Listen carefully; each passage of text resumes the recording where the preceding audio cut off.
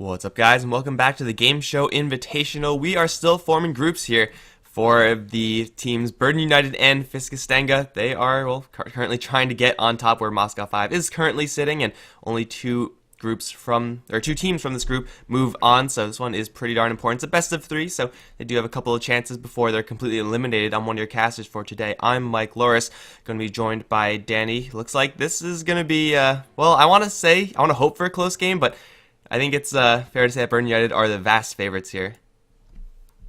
Popularity-wise, I would agree with you there. A lot of big named players on the side of Burden United, whereas Fiskestanga, a little bit more of what we could say the underdogs. This is a best of 1 series, wasn't it? This is best of 3. It was a best of 3. Yeah. Someone told me it was best of 1. God, Whoever it's just told you stupid, that is Danny. a freaking liar. I know, right? Oh goodness, but. Well, if it's the case of best of 3, I would like to see the full 3 games. But anyways, we'll just go straight into the picks and bans. We won't go off track because I have a tendency to do that. But Gyrocopter's going to be the first pickup for Burden United, and Lion is going to be the first pickup for Fiskestanga. I want to make a quick mention. I've noticed a lot of teams just kind of forgetting Lion as a support in general. It's kind of nice to see him again. Yeah, I don't think there's any real reason like you could point to and say, oh, this right here is why teams don't really pick up Lion that much, but he still does Lion things, and he always will be doing Lion things. He always was a clunky hero. That's why we didn't see him, in the patch where like Venge and Visage were, Supreme All-Stars, or like even back further when you had Alchemist support as being like a top tier thing. Lion was always really clunky in that regard, needs levels. But if you get him those levels, if you could partner him up with someone who has a lot of kill power, like the Gyrocopter that Burden United took, then Lion can get to level 6 very quickly. A quick Blink Dagger can absolutely destroy the other team, especially when you also have a Queen of Pain. Fiskestanga going to grab some mobility and good heroes for an opening up against a Gyrocopter. The amount of burst potential they have as well as control is disgusting with just those 2 heroes. And that's only 2 heroes in their draft. We don't even know what they're going to pick up to round it off with their final 3. So Burden United, they've got a plan with this Gyrocopter. 5 seconds would you assume that this is just going to be the standard carry Gyrocopter, or could we see a mid gyro? Or has a mid gyro just fallen off in general? I think the only way you're going to see a mid gyro is if somehow the team running the Gyrocopter knows that the enemy is going to be a super weak laner. Almost any melee hero will do, then Gyrocopter will just thrash that lane. But otherwise, like versus Queen of Pain at this point, yeah, Queen of Pain can go towards the off lane, but odds are she's going to be going towards mid. Gyrocopter laning up against her, not exactly what you want. So I would assume that Burden United just going to give this Gyrocopter over to Sing Sing and then just have him farm up in, well, whatever lane. They can still go aggressive with this hero. He is a pretty good hero for an offensive tri-lane. Yeah, everything you say is absolutely correct. I'm surprised Burden United, though, they're really thinking about that second pickup. What do you think they're going to actually go for? I've seen a couple of games they picked up Leshrac, but because you said that they're probably going to give Sing Sing the Gyrocopter, would that rule out a Leshrac for their draft? Do they have any other Leshrac players? I would say Necroman would be playing Leshrac. I don't know if the 5th player on Burden United is a true stand-in or not. That might just be like Necroman undercover or whatever. But yeah, he usually plays mid lane, and Leshrac mid versus Queen of Pain, it's not really the best lane, but you do get the free lightning, harassment, and spam, so it is decent overall. It looks like with the Shadow Demon pick, Burden United, well, I mean, this isn't really the hero that you want versus Queen of Pain all the time. Like, you could set up on her, but if you don't have the proper burst follow-up, she will just blink out of that most of the time. Yet, Shadow Demon Gyrocopter as a duo, very dangerous. You could even set up for early homing missiles to land if they do want to take this, or if they do want to end up fighting the early stages of the game. But Shadow Demon, I'm surprised that this hero has been on the rise. He's a great hero. He's very defensive with what he can do. You've got the disruption, you have the soul catcher for amplified damage, which is really good when you have it on those primary targets, and the demonic purge. Do you think purge is going to be a very important spell this game when it comes to ganks, or is it just going to be used mostly for defensive purposes? I mean, you look at Queen of Pain right now, and it's like Demonic Purge almost does nothing to her, but outside of the fact that she could blink out of something like that, like Demonic Purge with a Soul Catcher, and then Gyrocopter Rocket Barrage is like the most ridiculously OP thing ever. I mean, I guess it's not OP. It just seems OP because you don't really have that much time to react, and all of a sudden you're dead. So, like, the combo of slow into Gyrocopter is really good, but when you amplify it with that Soul Catcher, then things can get really ridiculous. If Queen of Pain blinks in or doesn't have blink to get out, then she's just completely screwed. And of course, Lion, that's a no-brainer. So we've got 2 bans so far for Burden United. It's going to be the Slug and the Broodmother, surprisingly enough. Whereas Fiskestanga, they get rid of the Leshrac, which I mentioned. Oh, I would have liked to see that hero. And they're still going through some of their reserve time for that final ban. So characteristically, look at these bans from Burden United. What are you expecting from Fiskestanga? Do you think they're just going to go for those high mobility heroes, just really, really annoying heroes, or do you expect Fiskestanga just to go for that hyper aggressive, get those items pre 10 minutes, and then just go for it? Mirana's going to be the final ban as well. Getting rid of those combos with the Shadow Demon. It does seem like Burden United are a little bit scared of the fact that they will not have proper CC to deal with the Fiskestanga side. It's not too late for them to just grab a Disruptor or something like that, just have a Static Storm, in which case, if Fiskestanga do want to go for, you know, those heroes that you mentioned, a Morphling or an Ember Spirit or hell, even a Weaver, like that caliber of heroes, then, well, Burden United, it's not too late for them to actually prepare for that.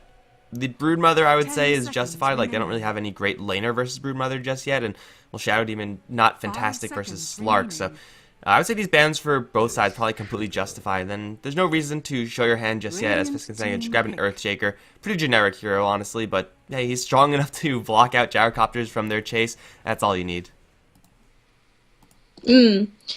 So I like this support duo for Fiskestanga. You have long range initiation, as you mentioned, from the Earthshaker. You have lots of control from Lion, high kill potential as well with the with these two supports. So I like the draft for Fiskestanga. It's well rounded. They just have to finalize it with a initiator aside from the Queen of Pain. So just going for a pretty standard offlane to go for those jump ins. Whereas Burden United, unless it could be an offlane Earthshaker. We do see teams running this. Have you seen Fiskestanga run an offlane Earthshaker? I haven't, but I've seen Burden United do it, and it has worked with mixed results. Sometimes, you know, really solid, sometimes just completely useless. It is a possibility that we are seeing a lot more often, although I would say now with the Clockwork pick, it's probably not what you really want to do. Earthshaker versus either Shadow Demon Gyrocopter +1 or Clockwork, both of which are terrible lanes for the Shaker, and I mean, the whole point of offlane Shaker was just to get him more experience, but even then, I don't really know if he could comfortably do that. So I fully believe this is going to be a support Earthshaker just because of that Clockwork pickup, and I guess also the safe lane is really scary for an Earthshaker. He's not going to get anything, and disadvantages of having a Earthshaker in the offlane role is he just can't farm. So we'll see what Fiskestanga wants to pick up with their final 2 picks. They're going through their time. They've got some decent time left, I suppose, for this 4th pickup. They still need a little bit more control, even though they have the Earthshaker and Lion more CC. Won't hurt them, and any sort of burst and maybe even some late game potential now. With what could be this position 1, would they go for a hard carry, or are they just going to go for something that could fight early? Do you think Fiskestanga has the chance of running an actual hard carry? Yeah, I think this is probably the game where they would be more likely to run a super hard carry than any other. Not because, you know, Burden United are weak in the late game or anything like that. Like, they have the Gyrocopter, they'll be fine in the late game.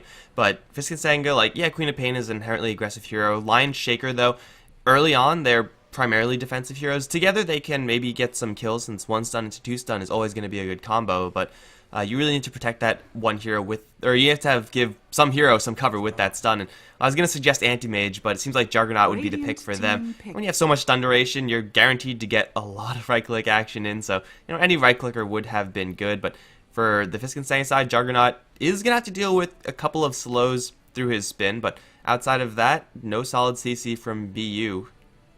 I'm actually thinking this could be a Blink Dagger Juggernaut. Most obviously, it's not going to be one of his first item pickups, but down the line, getting a Blink Dagger on your Juggernaut really helps him with his initiation. And also the fact that they're running this Juggernaut, they don't have to throw in their standard initiator to start the fights off. They can literally just jump in there with their Juggernaut and he can start the fights off for his team. So the flexibility for Fiskestanga's draft, it's amazing. And if they can execute this well, Burden United, they're going to struggle. 4th pick Shadow Fiend, though, for Burden United. Typically run in the mid lane. how will he do up against a Queen of Pain? He should do okay after he's gotten a couple of Necro Mastery stacks. Yeah, I mean, level 5 is really when Shadow Fiend solidifies 10 his lane and then seconds usually just remaining. doesn't have any problems from there on out. The problem I see with this Shadow Fiend pick is 5 not in seconds the 1 remaining. versus 1 stage, it's the fact that Fiskestanga have an Earth Shaker, and usually Shakers, their job is to patrol between the safe lane and mid lane, or sometimes the off lane and mid Radiant lane, team back. and just really be a nuisance. And if you have a Fissure to set up for any sort of Queen of Pain follow-up, Shadow Fiend just isn't a tanky hero. He will not be able to withstand that damage, so I'm looking towards Fiskestanga to very aggressively rotate their Shaker into the mid lane, get that Queen of Pain a couple of kills, and then once that happens, Shadow Fiend can flash farm and recover, but Queen of Pain will have so much burst that everyone else on BU will be in a lot of trouble. Interesting bans for both teams so far. A Bounty Hunter ban from Burden United. The hero would have been interesting for Fiskestanga, but I don't think a Bounty would have been a pickup just because 10 they're running seconds 4 remaining. pretty squishy heroes. They all can't actually absorb damage, and they need 5 a little bit seconds more remaining. initiation than what they currently have, because Lion and Earthshaker, they're not getting Blink Daggers anytime soon. 10 So seconds remaining. the Bounty Hunter ban, it's viable, but not too sure if Fiskestanga would have picked it up. remaining. Fiskestanga are running out of time. They've got 3 seconds left on the clock for this last pickup. Oh goodness, the Magnus pickup. Radiant This is team going to be their main initiator, and also it's going to give the Juggernaut even more late game potential because of that Empower. It's going to be pretty standard, I think. Solo lane Magnus, probably off lane, although Fiskestanga maybe can run that aggressively. Just going to ramp out that Juggernaut as fast as possible. And he said they did need an initiator. Now Magnus versus Clockwork. It is going to be one of those games where I think whoever gets the primary initiation seconds is remaining. going to have an advantage in those fights. I'm not going to say take the fight entirely, but 5 it will be very seconds difficult for the remaining. other team to recover. Fiskestanga have a lot of team fight at this point. RP into anything that Reserve Fiskestanga have time. is a deadly combo, and if BU are unable to keep their Shadow Fiend safe, then it's a lot of damage down the tubes. It's an Enchantress for them. That is not the hero that I expected. I thought BU were just going to take, pretty standard, maybe defensive, more farming-oriented support hero, like along the lines of an Ancient Apparition or something like that, and just be happy with it. But it seems like they want to take some towers a little bit earlier on, and I suppose with a Gyrocopter, Shadow Demon, Enchantress, they can do so. It's a bit greedy, in my opinion. You look at their draft, and it's going to give them pushing potential, no doubt, but Enchantress during what could be a lot of team fights, if you look at Fistensanga's draft, they are bloodthirsty. They want to fight, and if you look at Burden United's draft, how does an Enchantress fit into this aside from push? I guess you could, here we go, you could bring Oh, creeps God. in so that the Omni Slash gets weaker. Sick 10 combos, seconds man. remaining. No, It not could really. happen. I guess, you will be able to guarantee Enchantress's, early game setup. One of the weaknesses with Enchantress is that she could walk in with her creeps, but if she doesn't have the right creeps, if she doesn't have the right positioning, she just won't do anything with those creeps. But she will be guaranteed initiation with the Shadow Demon, who has gone for boots first for the BU side. So BU, they're going to play a little bit more aggressively, but, Enchantress, as a hero, if you do get a couple of towers, you don't actually have to look to end the game. You could just slow down, grab an Aghanim Scepter down the line, and then become a pretty terrifying right-clicker. So we'll see if BU want to do that. But for right now, guys, we're loading into Game 1. We got Paris on the Clockwork going up towards the top lane. Come With Me is on the Enchantress. Rise, maybe Necroman, maybe not, on the Shadow Fiend. Minuts is on the Shadow Demon. And that leaves Beaver Knight Sing Sing on the Gyrocopter. And oh, Minuts, you don't want to be there. Fissure, though, misses. Okay, well, I guess he's going to live. Just a bit of a taunt. Just flexing his muscles. I have Fissure, although he doesn't have mana for it anymore, so a little unfortunate. If Stanga managed to get First Blood, then that would have been a nice bit of gold going to all of their heroes, and just even that little injection of EXP would have been nice, although Minut's really going ballsy here. Just gonna go for one right click onto Miggy. This man has balls. He is walking into what could be a 5-man hero gank, but they're just going to back off. They want the rune, and it's going to go in the way of that Magnus. Nope, Joey and the Queen of Pain or Magnus. They're thinking about who's going to get it. But on the side of Fiskestanga, we have Joey running the Queen of Pain. Clay's on the Magnus. Is that a stand-in? Was that the one we thought was a stand-in? No, that was Rise. No? Oh, I'm pretty sure this is... it's been a while since I've casted Fiskestanga, but all these names look familiar enough, so I think they are what they should be. Okay then, so going up towards the top, we have Ingmunder on the line. I actually remember him, LL. What was the actual name for LL? I Oh actually man, you're asking the forgot. wrong person. I always call him LL. I'm sorry then. All right, then we got LL on the Juggernaut, and lastly we got Miggy on the Earthshaker that we did talk about earlier. I'm trying to remember now if LL is anything else. I'm sure it is. I think I do remember someone calling it something else, but I do not remember what that something else was. So he's tagging up as LL, therefore that is what he shall be named. Up towards top, though, you got the Paris Clockwork versus 3 lane. This is a very dangerous lane. Like, even a single fissure block, and the Clockwork is close to dead, if not completely dead. So, yeah, getting experience is going to be so precious for Paris up towards top, because a single stun out of nowhere, if the line grabs level 2, then suddenly this lane gets a lot worse for this Clockwork, and it's not quite as bad for the Magnus, although it is also not a fun time. There is actually one thing that we have to watch for in this top lane. Now, keep in mind, this is still a Clockwork, and he has the potential to actually kill a hero up here. Juggernaut, most likely not going to die, but Lion in particular, very squishy, very easy target for the Clockwork if he wants to try and go for a solo kill. But he also has to watch where Miggy is on this Earthshaker. If Miggy is nowhere nearby and he tries to jump onto Ingmunda, I can expect to see first blood Clockwork. Although mid lane, I completely missed all of this. Joey's still running away from an Enchantress with her creep, and the creep's going to go down, but come with me. All of a sudden, oh, bad positioning, and he's going to get first blood away. Come with me.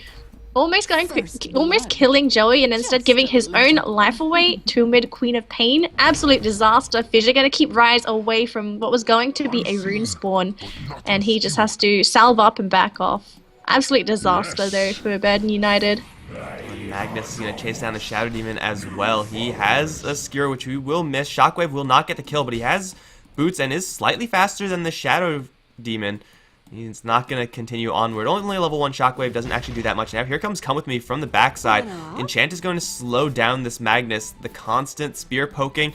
This Magnus is pretty tanky. If Minox gets a single right click in, I think they'll have enough for this kill. They'll both go up to the high ground, get the bubble off, and now try to look for a block. But I think Plays is going to go down here. One more spear. There it is. Onto the Magnus. That's going to be a kill. But yeah, Come With Me getting a little bit too over aggressive. You don't really want to dive tier 2 towers. But also, that tier 2 tower had like some pretty insane attack range, so Come With Me going deep for that Queen of Pain kill. The upside and the risk involved, I don't know. I would say it's probably worth it. Like, the upside is worth the risk, but still, it didn't really pay off for him, and well, he's going to get slowed down by quite a bit. Enchantress only level 1 at this point. So because of that failed gank from Come With Me and the Queen of Pain, let's just take a look at both of these heroes. So we actually have Rise leading in terms of CS, and he's got some decent stacks into Necromastery, and he's got 2 points into Shadow Raise as well. So farming's going to be pretty easy for him. So for Joey, the fact that he actually got that kill on the Enchantress just really helped him in this one-on-one matchup up against the Shadow Fiend. So he's not losing it badly, but he is able to just stand toe-to-toe with the Shadow Fiend, and hopefully there is a chance for him to try and go for a kill onto the Shadow Fiend, because he is still squishy. Although we have a very, very cheeky Clockwork just sitting in the tree line here. Don't know what he's looking for. Well, Shaker's sitting right on top of an Observer. Unfortunately, there is a Lion right around the corner, but they also have Minox and Come With Me both smoked up with no Enchantress creeps intercepting Miggy right now. Put him into a bubble with so many heroes coming in. Miggy's going to get bumped back. Fissure is there. One Ray's going to connect, and Rise will get the kill. That was a nice kill, I suppose, for BU, but that was a super expensive kill as well. That's 4 heroes to get that 1 kill. That was a bit of overcommitment, really, just to grab that 1 kill, but the thing is, they managed to get a little bit of EXP and gold in the way of the Clockwork, so it's still nice considering that he is not having a very good time in this top lane. Only 3 CS, and if he goes anywhere near the Juggernaut, there is a high chance that LL is just going to go right on top of the Clock. And what can Clock really do with the Battery Assault? It's not going to do anything to the Jug. Especially since LL has gone for 2 points in Blade Fury. This is not really the build that I would expect given the amount of CC that he has on his side. Magnus is going to screw out of bottom lane. He'll be fine, but usually I would say in this lane, when you're, for the most part, farming the lane freely, not really worrying about any enemies, only 1 point in Blade Fury, hell, even no points in Blade Fury would be the preferable build, but seems like he wants to get these kills. Unfortunately for him, there's just no one here to kill. I think it's not just for people to kill in his lane, but maybe it's for the potential gank coming up from Burden United. So even though you have the spin, if you have only 1 point into it, you're not going to be doing too much damage. More points into Blade Fury means that you're actually going to be a threat when you're going to be in that magic immune state. So I actually like the fact that he is putting points into this. Minut's on the high ground, just looking down onto Miggy, and we still have Rise here. So they really want to try and go for a kill. In the tree line, come with me there with 2 trolls and Joey. Not going to be able to blink out. He has Sonic Wave as well as the screen, but that's not going to do anything. Now Miggy in a bit of trouble. Ingmunder's nearby. He's got 2 stuns available, and they're going to go and get a 2-man impale actually onto Rise as well as come with me and Rise. It's going to be in trouble. Clays is here. He's got 2 points into Shockwave. He's actually going to go for the skewer first to isolate Rise, but actually was that a mistake? It absolutely was. Fish is just going to be there, but too late to disconnect those 2 heroes. So all of a sudden, what was supposed to be a gank onto Rise, or at least a kill, ended up being a death in the way of Fiskestanga. Come With Me had 2 of the best creeps up against Queen of Pain, just net 1, net 2, and it is a long duration where Queen of Pain can't actually get out. I don't actually know if I don't know if that was 2 nets being used on the Queen of Pain. I assume it was. But either way, I mean, they get the kill on the Queen of Pain, and that's really what matters. Shadow Fiend is going to get a huge chunk of cash because of that. And the great thing is for BU is that they also managed to force the Magnus to rotate out. The fact that they killed him, that's just a bonus.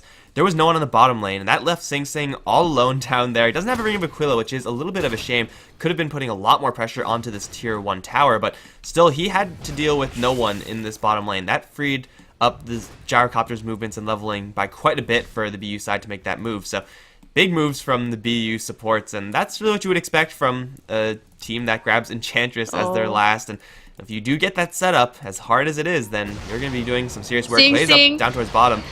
Ooh, free-handing the call down. I think that was primarily to clean the creep wave, but he also got a lot of harassment off. I think he was hoping that Clays would walk into it, so the fact that he managed to get it off and also bring Clays down quite a bit is a bonus. But the problem with Clays down here is he gets hit by Flat Cannon 4 times and he loses half his HP. Up top though, we lose the Clockwork on the side of Burden United. Going to be taken down by Miggy as well as Joey, so nice pickup. Oh, he's gonna get next up, but here comes the backup. It's Rise with the Raise. That's going to kill off the Magnus. Now suddenly Munder has nothing but Mana Drain, and Beaver Knight will survive. It's a double kill for the Shadow Fiend. He's 5-0-0 with a Haste Rune as a reinforcement. That's quite a nice hero to have in your back pocket. That should have been a kill on the Gyrocopter, but instead, he's going to get a lot more difficult to kill off now as he grabs his Helm of the Dominator. Pretty good game for Burden United. They're leading by about 4 kills. Fiskestanga, they ran what seemed to be a very early aggressive draft, but Burden United, they're outplaying them with the rotations, with the lanes. So for Fiskestanga to come back, they're going to need a couple of clutch ganks. Any particular targets aside from Sing Sing and Rise? And are any of the supports or offlane worthy of being ganked up, or would you just focus down on these really, really heavy hitters? I mean, given the choice, you would obviously like to kill off Sing Sing, kill off Rise, but these heroes are getting increasingly difficult to kill. And we look at the net worth, like they're on the top, but then we have a block of green heroes right in the middle where, you know, I have Enchantress, who's not doing fantastically. Clockwork is getting some levels, but he's not exactly wealthy right now. So these are much easier kills for Stanga to pick up, and when they have a Sonic Wave, those will be pretty possible. Or they could just keep going bottom, where Beaver Knight feels so comfortable. Suddenly, Hex and Blink Scream. No Sonic Wave, but they do have a Dagger and a Spike. Skewer, Shockwave. Beaver Knight is going to go down. Call down will do a lot of damage to everyone else. This time, though, there's no Shadow Fiend to charge in and collect those kills, so it is a pretty nice kill on that Gyrocopter. That's what Stanga need to do. Use the early game brokenness of Lions, Hex, and Spike. Combo. Up top, though, we have Clockwork going to be jumped on by Loki, and he's just going to pop the cogs, but unfortunately, if you cogs a Juggernaut in there with you, it's not going to save the day. He actually committed the Omni Slash as well, which I feel like was a bit of overkill, but I guess Loki just wanted to secure that kill onto Clockwork. In the mid lane, though, we're going to have the push from Burden United and Fiskestanga. What can they do? They actually had Glyph available, but they just didn't pop it. Well, they got the deny. I think that's the point of Glyph, is that you can time your deny, and if you get the deny anyway, it doesn't really matter. They're going to teleport up toward the top lane. It's actually just Paris who will be not able to do that much, but tower deny for Stanga, and that's again another pretty big lead for them. It is 1 tower destroyed from BU, 1 tower denied from them, but if they are okay with the gold they're getting, because even though they're off to a pretty good start, BU, they are not really a team that has to be in any particular rush. Like Gyrocopter and Shadow Fiend are 2 terrifying late game heroes, and they are farming comparatively to this Juggernaut, so yeah, they are okay with just playing it slow. But it seems like with the mech build up on Shadow Fiend, they want to take at least a couple more towers. Once that mech is up, then the pushing power for BU hopefully should be amplified by the level 6 of Clockwork, and then Stanga are going to need some clutch RPs. we had come and me on a very important mission. He managed to get the observer ward down, so he has a lot of vision up on this, down in that bottom T2 tower section, and I think he's been spotted because there's a whole train of heroes going after that poor Enchantress, but mission accomplished. He's going to go for Midas. He's picked up the recipe and a TP scroll, so even if he dies, it's going to minimize the impact of what could have been a loss. He actually steals a creep in the process, but what can you really do? Just spend spells, die. That's all he can do. I guess we can call that space created, but yeah, that's when like the fact that it's an Enchantress running through that is like flavor win. The fact that the Enchantress is played by a player called Come With Me is also a double flavor win, so I love that play from BU just because of the flavor alone. But Beaver Knight was also pushing the bottom lane the entire time, tower taking an absolute beating. It's probably only going to be worth it to play this Observe Ward if this Mechanism Shadow Fiend can actually push down that tower, if someone can push down that tower, but this Observe Ward otherwise isn't really going to do that much. It looks like they're going to focus instead up on top lane. They have a hook shot, and they are going to want to use it to kill off whoever the hell they could find. Miggy and Ingmunder, both of them will do. It's going to be the line to get jumped. No Fissure to interrupt that combo. He's actually going to get shoved out, which is actually a pretty weird interaction, but it does not help that Lion, not in the slightest. And now it's also going to be Miggy caught. There is no ultimate here for the Shadow Demon, so killing off Miggy, an impossibility, but it doesn't matter. They got the kill on the Lion, and they'll take the tower as well. Just to send him back is really enough. So even if Fiskestanga brings heroes up top, they're not going to have the Earthshaker to reinforce. So it looks like Fiskestanga is just going to give this tower away, and they're not going to get any trades. So no towers going in the way of them. They're just going to have Loki Loke farming in the jungle. He's just going to go for a Yasha, just a nice, cheap item pickup. Are you surprised that he's not gone for the Mask of Madness build? Do you think there's any reasoning behind this? I don't really know. I mean, you can go for a Mask of Madness build in this game, I think, and not be super punished, but you know, going for Yasha, going for drums, this is definitely a safe build coming out from LL, and you can't really blame him for going for that type of build either, because similarly for BU, like I just said, they're not in any rush, nor are Stanga. They have the Empower coming up on Magnus, slowly for sure, but it'll eventually be there. Then your Juggernaut is going to be really happy that he actually went for some sort of early game strength items in the Bracer / drum build, and what I assume to be a Sanjin Yasha. I guess you can get Manta Style and split out of a couple of things from BU, but you know, those types of builds are really enabled by the fact that they have a Magnus on their side. So just playing safe at this point. Midas has been finished up on Come With Me, so we're going to have their Enchantress. Getting his items a little bit quicker, and levels on your Enchantress, super useful because you want to get points into Untouchable. Even points into stats is useful on the hero, just because the strength gain on Enchantress is just stupidly low, so it'll improve her survivability rate quite considerably. But we'll see what item he wants to go for first. If it's going to be that first item pickup Ags, maybe it could be an Orchid, could be a 4-staff. We don't really know with what Come With Me wants to do. Down bottom we had what could have been a kill if Joey stuck around a little bit too long, but he blinks out, playing safe. Looks like he's going for a first item Ags.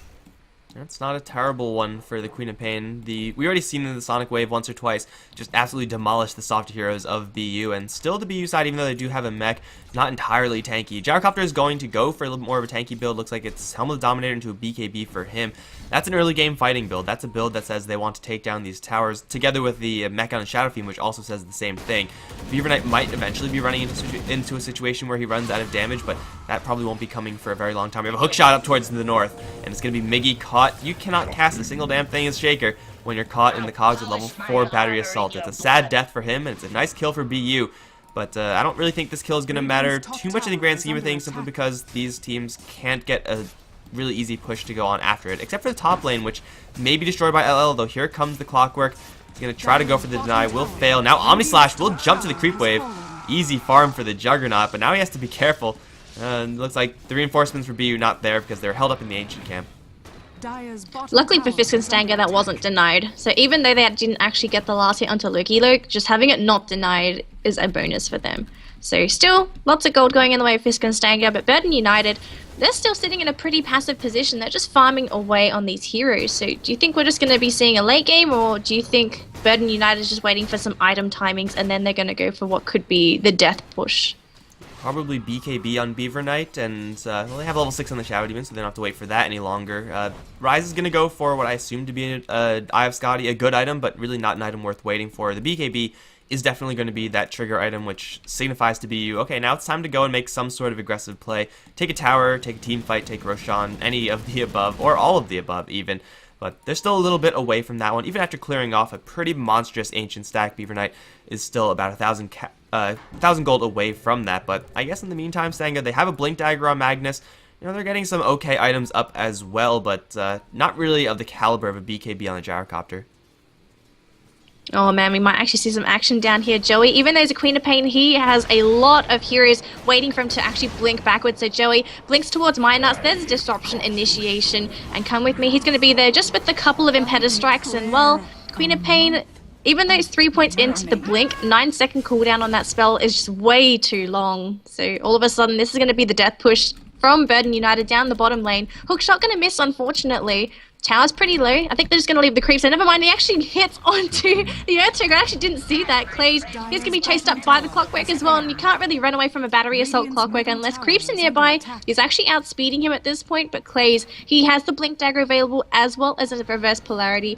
He's not going to have anyone nearby to go for a jump through. Oh no. That could have been bad. Paris puts himself and Nuts in those cogs. That would have been a pretty easy Blink RP, but he had no skewer back, so there's really no point in doing that. Tier 2 tower was destroyed by BU, and that's the real takeaway. Any other kills, again, just a bonus. Now they're going to go into the Roshan pit. Only level 1, Presence of the Dark Lord, but Gyrocopter with Enchantress creep backup should have enough, at least health pool, to kill off this Roshan. But this is leaving them vulnerable to some sort of play from Stanga. With Omni Slash, Sonic Wave, and RP, this is a really bad place for BU to take a fight. But it seems like Stanga either don't know about this, which I think they should know about, or they just don't care about it, which they should care about. Okay, now they're going to smoke in and try to make some sort of play. They have no Echo Slam on the Shaker, but hell, level 3 Fissure is really all you need. Unfortunately, it's a little bit too late. Aegis is claimed by Rise. No, stop making those cogs, Paris. You're stressing me out. Rise is going to go right up to the high ground. No, it's actually a stun from the Mud Golem's going to cancel that one. RP, though, is going to catch onto 3 from Clay, skewering 2 of them back, but Beaver Knight got his BKB off. Sonic Wave through. Is going to connect and come with me. Hit him the hardest. Rise, though. So he's going to use his Mag and pop the Requiem. It's a double kill for Beaver Knight. Going to grab a triple with the Flat Cannon on the way out for that Shaker. Mag is going to retreat, but man, no one died on BU. Are you kidding me? That was Omni Slash and an RP on 3, and they couldn't get a single kill.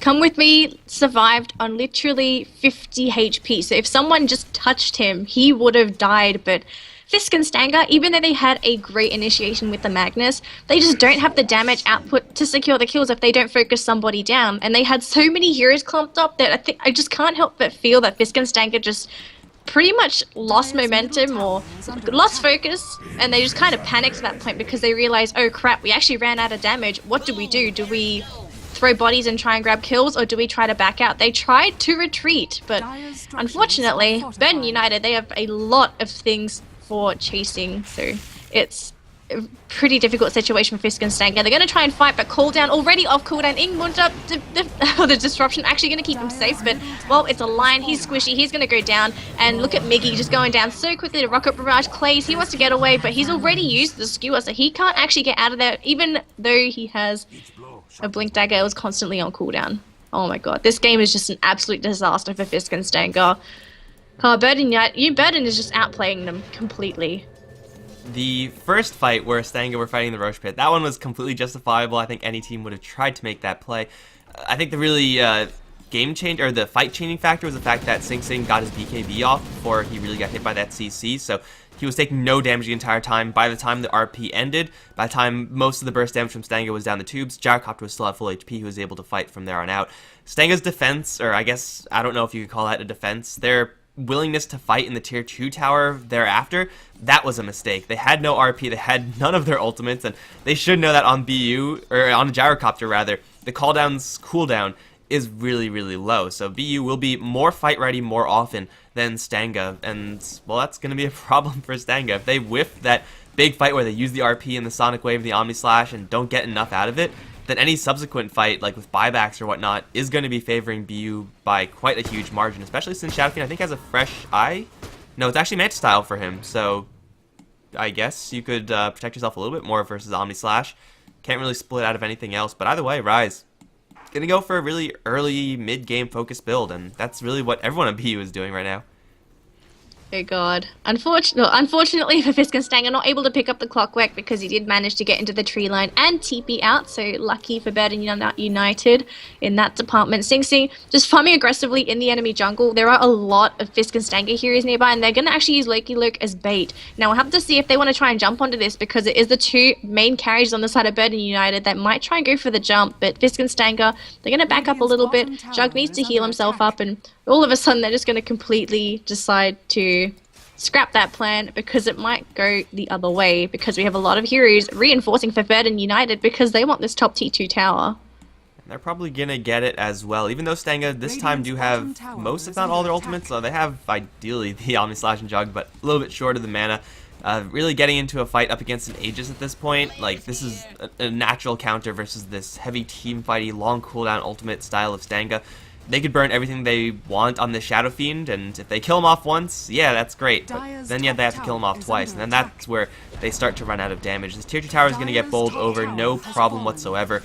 And then they're going to start making a high ground push. Mid lane is being pushed, and Munder Clays will have to deal with Come With Me only right now, but more likely than not, the speed at which BU are pushing is going to worry Stanga a lot more than vice versa. Joey's going to blink right in towards Beaver Knight. BKB does get popped. He's going to go straight towards LL. Call down still being held right now. LL now slowed down. Turns around for an Omni Slash, but he can't even get it off. Too much damage from the BU side. That's 2 heroes down immediately for Stanga. They don't have an Omni Slash, but they do have a Blink RP, yet Beaver Knight does not have a BKB charge right now. So if Stanga were to make a fight, this would be the place, especially when RP connects on 2. Sonic Wave, though, misses. They screw him right back into an Impale, but Rise gets the mech off. Beaver Knight's still alive. He'll kill off those 2 heroes, gets a double.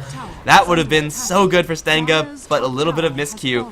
And a 2-man Sonic Wave after that RP, that would have killed off Sing Sing at the very least, and they would probably still be playing this game.